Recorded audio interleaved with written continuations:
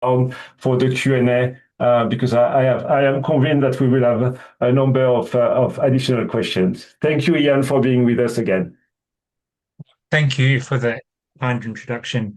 Um, I guess I want to start with sort of two conversations that I've had recently. One, a friend of mine told me that he had put a couple of chapters of A Thousand Plateaus into Copilot and ChatGPT and so forth, asking for a summary. And he said that it completely defeated the AI. The AI could not produce a summary. So I felt better. I think, well, if the machine can't do it, then we don't have to feel so bad that as humans we struggle to do it. And then the second conversation I had was with somebody, and they were saying, why are you still working on assemblage? And given that you've written two books about it, and I was like, well, to be honest, I don't feel like I've ever fully answered the question, what is an assemblage? I think I would also say that Deleuze and Guattari don't fully answer that question either. So I don't know that it's necessarily my fault completely. And I mention both these points because, Deleuze and Guattari are difficult to read. And people always ask me, how are we supposed to read something that's so difficult? What are we supposed to achieve and get out of it?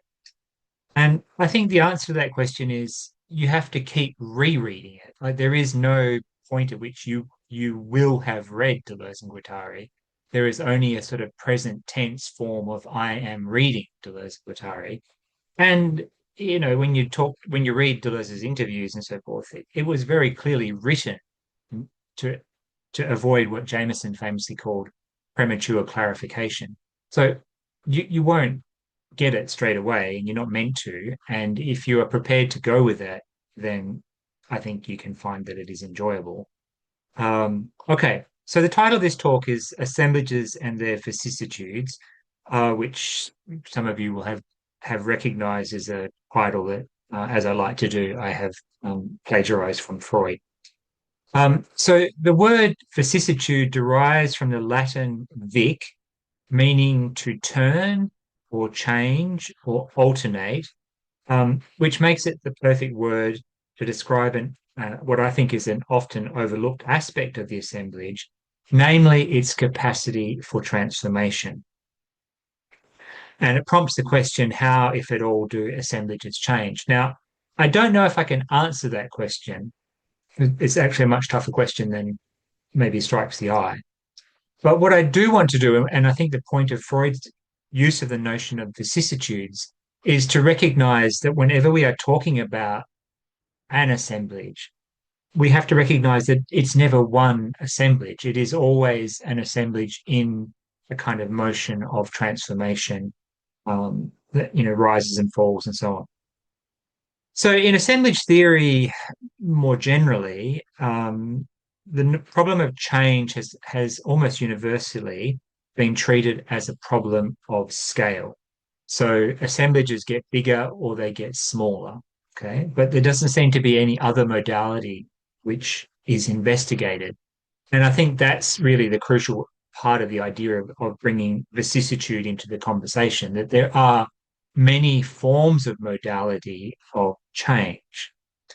And so Freud, when he was talking about the vicissitudes of the instincts, which is where the phrase comes from, he was quite interested in the ways by which we can think about instincts in terms of how they can be satisfied, but also that sometimes we do not want them to be satisfied, that we kind of defer the satisfaction, we defer the gratification. And, sometimes their satisfaction would in fact be a disaster. So, I mean, this is a crude example. But I was watching an interview, again, fell down the rabbit hole, watching an interview with Shania Twain about her divorce. And the interviewer said, did you want to kill your ex-husband? And she was kind of like a bit taken aback, like, no. But if she had, right, like if she said, yes, I did, that would have been a vicissitude of her desire, if you like, that she did not want to fulfill. She might have thought, yes, I do want to kill him. But if she did kill him, then it would have dire consequences for her life. So my point is, not every assemblage actually wants to be fulfilled. And so we have to think about their modalities in a variety of ways. And this kind of adds to the complexity of what we're trying to think about. The other thing I want to just kind of put on the record, as it were, is that assemblages are durational. A lot of assemblage theory, particularly the work of DeLander and Jane Bennett and so forth, is very much focused on the spatial side of things. It's about city spaces, and it's always trying to think of it as something that is spatial. But assemblages are also, or perhaps I would even argue, predominantly durational. They are ways of thinking about how our moments of everyday life are organized, how they hold together, such that we think this is my life. As such, mapping them requires a dynamic approach. And Deleuze and Guattari respond to this challenge by introducing the notion of the lines of flight. Now, the lines of flight originally began life as a concept by the French psychiatrist Fernand Deligny, whose name contains the very word line. And he followed autistic children around this large campsite where they used to go for a sort of summer holiday. And he described their walking around this camp as ligne d'eau, as a kind of, it was translated into English as errant lines, which I suppose is not terribly bad, but also as wandering lines and so forth. But the key point that he wanted to make was that there did not seem to be any particular purpose to their action. It was sort of non-purposive, but it was not also aimless. In other words, they got something out of it, but nobody could figure out what that was. It didn't have a destination, but nonetheless, the doing of it was important to them. And so it's from this that we get the idea of the line of flight, that there are ways by which our desire, as it were, flows, but those flows have different modalities. So the last time I talked about flows, I didn't really talk about modality. Now I want to keep with the idea of the flow, but I'm just going to switch the language to line and reasons that will become clearer, which is also a word that they use, but introduce modality. So they say that there are three types of line, or we could say three types of flow, which they classify as molar, molecular, and the line of ebullition. Now, each of these lines has multiple other names, just to add a layer of confusion to what we're doing. And I will try to alert you to those other names as we go through, but I'm not going to pile on right now. So before I get started, I should warn you, if you haven't seen the film Muriel's Wedding, a lot of what I'm going to say could just pass you by. But you should also, at this point, reconsider your life choices for not having watched that movie, one of the great Australian movies of all time. It's probably just a close second behind The Castle, which, again, if you haven't seen that, rethink your life choices. So I want you to think about a classroom. Classroom, in my experience, is a dynamic space of multiple kinds of interactions. To simply see it as an assemblage that consists of a teacher and students in a defined space and so on, so to see it in spatial terms is not enough. The teaching space as an assemblage is crisscrossed by multiple lines, or what I would want you to think of as trajectories of desire. And so the question would be, how should we map those trajectories? How do we classify them? How do we think about them? So I'm not going to talk about the classroom because you're the classroom experts. But what I am going to talk about is some ways of thinking about how these trajectories of desire can be thought about and can be mapped. Now, Deleuze and Guattari go so far as to say that these three lines are all lifelines, and they even go so far as to say we are made of lines and nothing else. And what these lines do is map the living present as a kind of topology, if you like, in terms of its continuities, its possibilities, and its changes in direction that we all experience in the course of our lives. We get up, we eat breakfast, we go to work or go to school, we check our social media, we meet friends, we dream of going on a vacation, we decide to do a triathlon. In each of these moments, we pass through one or several different assemblages. But, and this is the crucial point, we also string them together in such a way that if one of them ceased to exist, we would feel its absence. We might hate our job, but still fear unemployment or retirement, or we might think we spend too much time on our phones, but can't give up doom scrolling. The three modalities of life are all coextensive with one another. So no matter how segmented and blocked we may feel on the molar line, the sense that there is another line out there that is possible, the molecular line, is never far away, though it may be more or less rigorously repressed. And we're constantly calculating how much we can take before making a change. So we do not simply pass through assemblages at random. We string them together to form a life.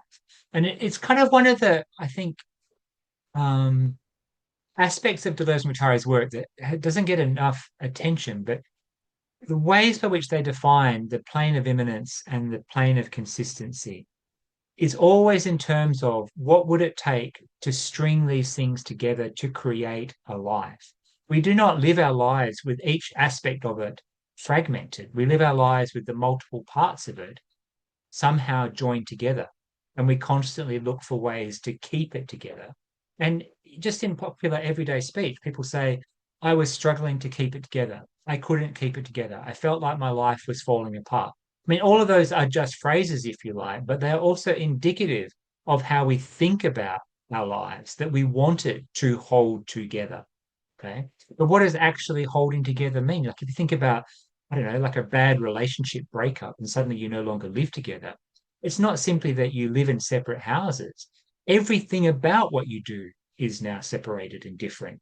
You pay the bills differently, you make breakfast differently, you walk the dog differently, you think about parenting differently, etc., etc. Your life has fallen apart. Sure, you may recover, you move on and whatever, but it has, in a certain sense, fallen apart. So, what Deleuze and Guattari are trying to think about, and I always see this as a sort of therapeutic dimension because Guattari was very interested in the sort of practical reality of how can you help schizophrenic people live outside of the asylum, but also how can you help them to live inside the asylum? And by living outside the asylum, he meant such that they are not a danger to themselves or to others, such that they do not feel persecuted, such that they do not, fail to feed themselves and so on. And when you think about it in those terms, there's a myriad of things that people have to do in order to just live. Okay.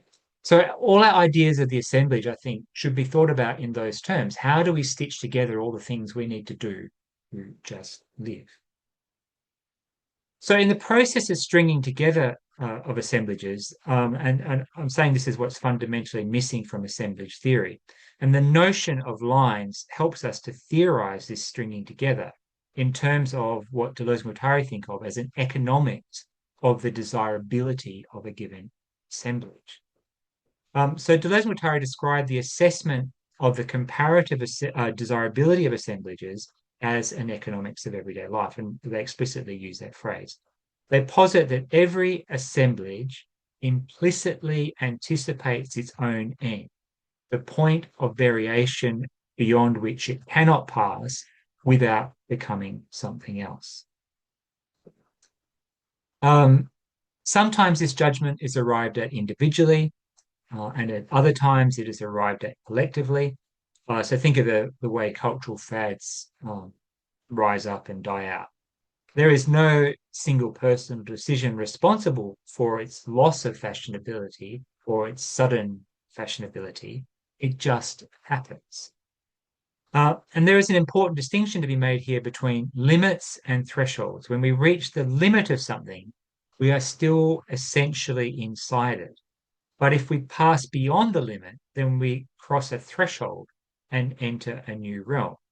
And Deleuze and Guattari theorize this as being the economics of the second last. And I'm quoting here. They say, for example, what does an alcoholic call the last glass? The alcoholic makes a subjective evaluation of how much he or she can tolerate. What can be tolerated is precisely the limit at which, as the alcoholic sees it, that he or she will be able to start over again after a rest or a pause. But beyond that limit lies a threshold that would cause the alcoholic to change assemblage, either to change what and where they drink, or worse, to have to give up drinking because they've been hospitalized or because they pass out and so on. So the idea for the drunk is to be able to keep drinking, not to pass out and thus not be able to drink. So the crucial point here is the existence, and again I'm quoting, of a spontaneous marginal criterion and marginalist evaluation determining the value of an entire series of glasses. Now, this has never been my particular problem, but there have been times when I have had a packet of chocolate biscuits open and I have wondered what is the point at which I have had too many chocolate biscuits and perhaps I should not have another chocolate biscuit.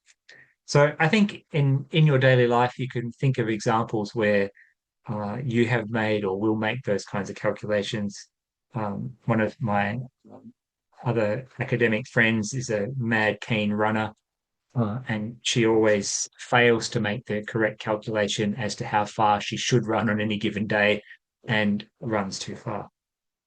So this is a sense in which every line of flight is the product and an expression of a calculation that decides how and whether an assemblage should continue. Is today the day I start my diet? Should I have another coffee? Do I need to answer this email? Now, each of these questions points to a limit and a threshold. No, today is not the day I start my diet. The limit has not been reached. Or yes, it is. The threshold has been crossed. This decision soon bleeds into other decisions, thus creating the string that links them. Because if I do start my diet, then I may decide I don't want to see certain friends because they're a bad influence, or I don't want to go to that restaurant because it serves the wrong food, or I need to go to the store to buy different ingredients, and so on.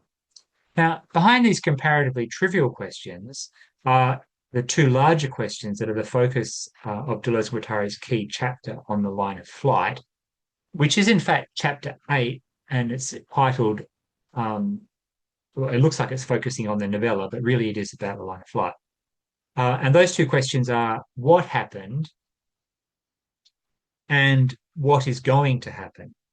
So whatever could have happened such that I feel the need to diet, and what is going to happen if I don't go on a diet. Now, so what do we mean by this, and how do they relate to the lines of flight?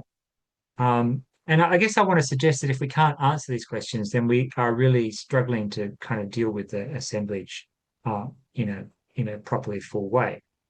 So line of flight has become synonymous with certain kind of free types of creativity, but I think that's a bit of a false trail. Like people often talk about, I just went down a line of flight, as though it justifies a bad reading of something. But I think what the real point of the concept is that they point to a structural instability in the sort of unconscious conscious perception system, as Freud called it. So our way of interacting with the world, Freud said, is perception. We see things, it enters into our conscious, but at the same time, it responds to things that are happening in our unconscious. So it's a sort of triple system. Now, Deleuze and Guattari do not reject this idea, but in fact, take it on board and modify it in lots of ways.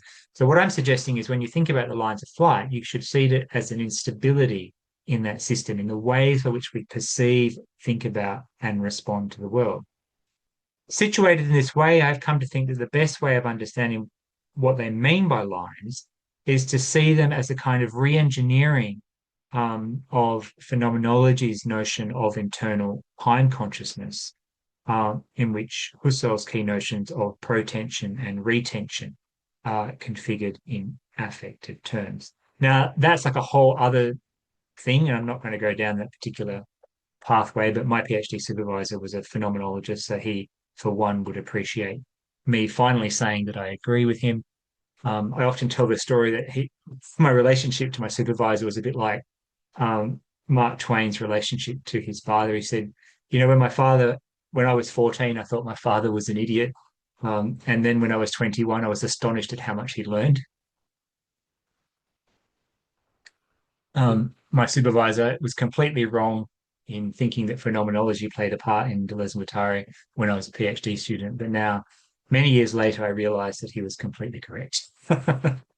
So, under discussion of a sort of formal or generic distinction between the novella and the tale, using that as their staging ground, Deleuze and Guattari identify three types of lines, as I have mentioned, which again are assigned several different names. So, just to give you the heads up, I'll list them for you now, but I will employ the ones that I haven't already mentioned. So, the common alternates are molar lines are sometimes referred to as rigid segmentarity or the arboreal line.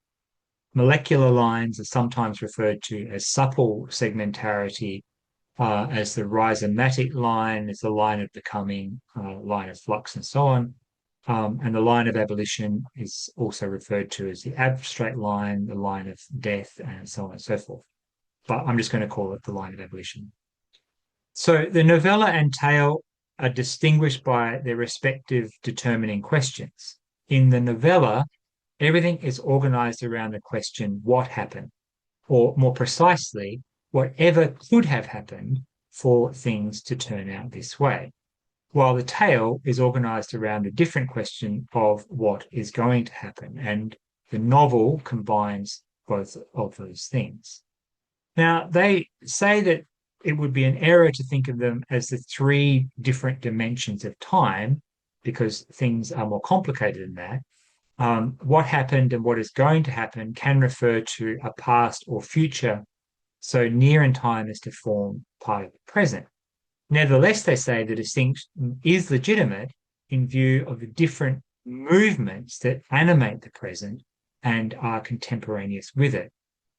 So one moves with it and already looks to the future from the moment it is present, whilst simultaneously it draws us into the future. Now, their main point of reference is the short story by Henry James called In the Cage. And if you think Deleuze and Guattari are tough to read, then try reading Henry James. I personally find him much harder to read. Anyway, maybe that's just me. I also tried to tell my supervisor that I thought Henry James is rubbish, and he completely disagreed with me on that one as well. So the story is about a young woman engaged to be married to a grocer. She works as a telegraphist, so that means she types and sends telegrams. And as such, she is privy to everything contained in the messages. This particular role now would be, of course, replaced by AI, and including people's secrets.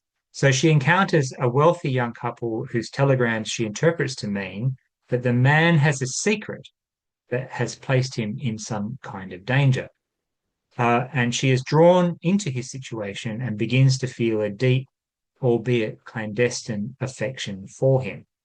And she feels she knows everything about his life to the point where, in a marvelous sentence, although apparently it's an artifact of the translation, quoted by Deleuze and Guattari, there were no longer shadows to help her see more clearly, only glare. Now, there is first of all then a molar line that describes the telegraphist's everyday life. As they put it, she leads a clear-cut, calculated life, proceeding by delimited segments. So she does this, she does that, she does that. The telegram she sends, the people she sends them to, the words she uses, and so on. Her fiancé is the same. She counts words, he weighs things, they fit together. However, her job exposes her to another line, which Deleuze and Guattari designate as the molecular line, or we could also think of it as the line of becoming. Now, instead of a rigid line composed of well-determined segments, her telegraphy forms a supple flow marked by quanta that are like so many little segmentations in progress, grasped at the moment of their birth as on a moonbeam, and on an intenser scale. In other words, if you are just typing words, that's the molar line, because all you have to do is type the words, send the words, right? Once you start to read the words, interpret the words, and try to divine the meaning, which is not part of the job at all, then the telegraphist is now operating on two separate lines, okay? And that's essentially what they're trying to get at. And those two lines start to vibrate with one another, causing an interaction. So eventually, the telegraphist learns too much about the wealthy couple whose telegrams have so inflamed her imagination, she reaches a sort of maximum quantum in her segmentarity, beyond which she cannot go. And she decides to marry her fiance immediately. And this is kind of the line of abolition. It is a ground zero from which a new start in life is defined and from which new expectations and so on and so forth can be constructed.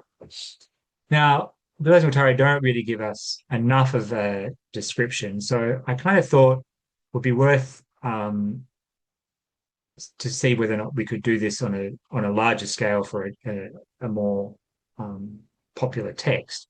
And so I chose Muriel's Wedding purely at random because I happened to rewatch it recently and I quite love the movie and I think it is worth watching. So for those of you that don't know it, it came out in 1994, so it's literally ancient, starring Toni Collette and Rachel Griffiths. And I think it can be understood in terms of these three lines, which again, I would suggest you could also begin to think about them in terms of what Gadamer called horizons of interpretation, because they each separate out an aspect of the text that enables us to see them as forms of interaction. So there are four main characters. There are obviously a lot more than that, but there are four main characters. There's the title character, Muriel, her friend, Rhonda, her mother, Betty, and her father, Bill. Muriel is unemployed, depressed, derided constantly by her father and her mother. And this is her line of molar segmentarity. It passes through and connects her home assemblage, which is a kind of way station on the road to nowhere, with her future prospects assemblage that seems stillborn, her school friends assemblage, and so on and so forth. But on the molecular line, which it essentially appears to us in the form of a soundtrack, she dreams of getting married. She listens to ABBA incessantly. That's another reason why I like this movie. The choice of music is neither as incongruous or as random as it might seem. Australia was and probably remains ABBA's most ardent fan base. You may not believe this, but no country in the world bought more ABBA records per head of capita than we did, which is like a whole other research project in its own right. And I'll try not to go down that rabbit hole. But I will just mention that ABBA the movie, which came out in 1977, was made in Australia. And if you go to the ABBA Museum, as I did last year, they have this little backstage area that you walk through as though you're about to walk on stage with ABBA. And they have a recording of the crowds from Australia chanting, "We want ABBA," and it's quite something. So her retreat into ABBA is a symptom of the fact that her molecular line is unable to be realized as her molar line because she lacks the resources. She doesn't have the money, she doesn't have opportunity, she doesn't have the looks, and so on and so forth. And so again, this, if you like, the soundtrack and the sort of day-to-day life of her life in the film are in a kind of state of resonance, if you like. And bear in mind, resonance is often described in positive terms, which is a complete misunderstanding and mistranslation because resonance, by definition, means interference, right? The opposite of resonance is harmony, right? Something that harmonizes are things that hit frequencies that are able to occur side by side without interference. Something that resonates is actually something that interferes with. So it's useful to think of these lines as operating in a kind of resonance, which means they interfere with one another. Anyway, suddenly an opportunity presents itself in the form of a blank check given to her by her father who says, go and buy yourself some cosmetics or whatever. And he just gives her a blank check, assuming that she's going to spend maybe $100. But something goes off in her brain and she decides that no, she's not going to just do that. And she wants to use this as an opportunity to jump from her molar line to the molecular line and make her life resonate with becoming. So instead of following the socially, Oedipally expected molar line towards job, financial security, a dreary life in retail, she instead uses the money, splurges it all to go on a vacation to a tropical island to join her friends, who, in a painful reveal that they had deliberately excluded her from their plans because they did not, in fact, like her. So anyway, she betrays her doting mother, doubtless knowing that it will create difficulties with her father, and so on. On her vacation, she meets Rhonda, former schoolmate, and again, you have a kind of harmonizing of their two molecular lines, and they decide to go to live together in Sydney. And the symbolic moment is them doing a reenactment of an ABBA film clip, which is quite marvelous. Full costume and music and everything. So the secret soundtrack of her molecular line of ABBA jumps and begins to resonate, if you like, on the molar line. And now things are changing for her. So she moves to Sydney, she gets an apartment, her and Rhonda and so forth have jobs opposite one another. And everything seems to be going well. But Muriel is still obsessed with getting married. So the molecular line is not sufficient for her. It's not enough for her just to kind of live in Sydney or to live an ABBA soundtrack. Actually, there has to be a trajectory towards marriage. And what's interesting about this, in terms of the plot of the film, is that it's kind of like a line of abolition. It's the thing that pulls everything apart. So, in other words, it's the opposite of your standard romantic trajectory. Instead of the wedding being the culmination of everything, it's rather that which leads to a kind of destruction. But she's not really interested in conjugal bliss. She doesn't really care about who she marries. She just wants the big, expensive wedding. And eventually she gets that. And in the process of it all, she creates all kinds of drama around her life and so on. Just give me 1 second. My dog is whining. I have to let him out. What is the problem?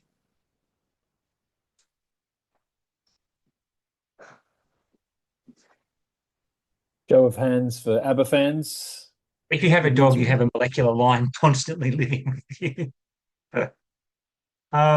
So the point I'm trying to make then is that just as a way of thinking about this film is that you can start to track the narrative lines in terms of where they are taking the characters. Are they taking them towards destruction? Are they taking them towards a kind of positive conclusion, and so on? So anyway, she has a big wedding, and she's standing there with her, completely goofy, absolutely grotesque smile, and the crowning glory of the moment is she sees all her mean girl friends literally begging to be bridesmaids. Now, she's so elated that she doesn't notice that her mother, who was late to the wedding, was standing waiting for her in the receiving line. And this is sort of a moment of pure pathos. And this is too much for her mother, who then also spirals onto a line of flight that soon becomes a line of abolition. And, this is the inherent risk of all the lines, as they remind us. And she then basically sets fire to the backyard because she's tired of waiting for her son to mow it. She realizes she's been lying to herself for years. Her husband is unfaithful. Her children are ungrateful. And she's lost contact with what's going on around her. And basically, she suicides. Now, you may be wondering how all this helps us to think about the classroom. And so this is my 90-second conclusion that you can turn into a clip for later. And hopefully it'll be the start for a conversation. How does it help us to think about the classroom? It asks us to think about trajectories rather than things. For example, one might think of the pedagogical imperative to educate according to a curriculum as the molar line that runs through every classroom. So teachers are driven by this curriculum, whether they like it or not. They know that they have a kind of obligation both to their paying masters and to their students to work through this curriculum. But this would bore students rigid if it were not tempered by a molecular line of fun, of play, of entertainment, of something that disrupts and in some way makes palatable, if you like, the curriculum. But if either line goes too far, then a third line materializes that destroys the vibe of the classroom such that neither learning nor fun happens. And every teacher is acutely aware of this. Now, this might result in boredom, but it can also result in just the pure chaos of kids fighting, running around, and the complete loss of control of the classroom. So teaching can be thought of then as the problem of how to introduce and manage the molar line of pedagogy in such a way that it feels like the molecular line of play and doesn't end up in the line of abolition of boredom and chaos and so on. And so I guess what I'm suggesting is that every teacher would be aware of those three tensions, those three trajectories that run through the classroom assemblage. So in mapping the classroom space, if we only map the physical side of things, we don't really see what is going on. Rather, in order to understand the physical, we have to try to capture these trajectories, these tensions, and that our mapping of it then becomes a way of thinking about how these different trajectories actually enfold the physical environment into them. So, for example, tables and chairs are places where people do work, but they're also places where people interact and talk, where they can do art. They're also things that people can hit one another with, and so on. So every aspect of the classroom is constantly being appropriated by these lines. The other thing is that the lines are, as I said, resonance means interference with one another, right? And that in a kind of a positive way, because if the curriculum is too rigid, it is too boring. We need something to disrupt it, to create a bit of disruption and resonance. And that's where play and fun and so forth come into it. But if something is just fun and it's just play, then after a while it becomes very difficult to bring the curriculum back into the equation such that students go away thinking, well, actually, you know what, I have to actually learn this. And that, again, is the constant danger. And it's something we've talked about before, how with the digital economy, teachers are encouraged to treat all forms of teaching as being fundamentally entertainment. But this always runs the risk of, as it were, destroying the pedagogy content as being something that no longer has a place, whose line has somehow been diverted and extinguished. And ultimately, then the teacher exercises judgment in determining which of these three lines they are on, or which of these three lines they want to get onto. And this is where that economics of daily life come back into it. And it's quite empirical, right? If you're a teacher standing in front of a classroom and you're doing math problems, you at a certain point do think, if I do one more quadratic equation, these kids are going to implode and they're not going to learn anything. I literally have to stop now before they kill themselves or they kill me. But by the same token, if I don't do one more, then maybe they won't be well prepared for their exam and so on. So there's always this economic question coming up of what is the second last? What is the right moment to stop? What would be too much? What would be too little? And so on. So I would suggest then that what classroom research does, and I'm saying people are already doing this, not that they should do this, but we can begin to articulate it in a different way, is that classroom research looks to identify the relay switches that enable teachers to branch between these lines, and that these switches are the vicissitudes of the assemblage. Thank you. Thanks so much, Ian. Thanks so much. And that was exactly the question I was